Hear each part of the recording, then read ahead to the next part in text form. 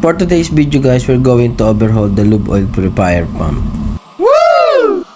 Kaya nga pala natin i-overhaul to guys kasi sabi ni Third mahina na yung pressure and yung mechanical seal sumasabay na sa pag-ikot.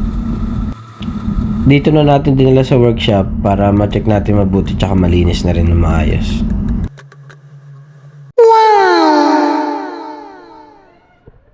So guys, inuna na natin itong ikabit tong bearing and then meron tong supporting washer tsaka circlip. Dito ko natin kinabit yung isang part ng ating mechanical seal para makita agad natin na nakalapat na maayos. And then yung isang part kakabit na rin natin sa ating driving spindle.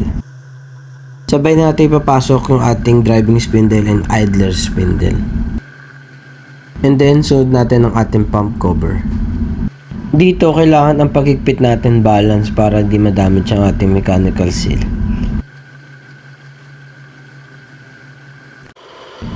After natin makabit to, pwede na natin open yung valve para ma-check natin yung ating mechanical seal kung may leaking o wala.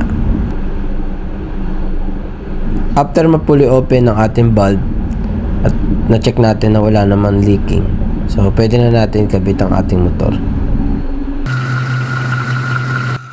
Thank you for watching guys. Please like and share.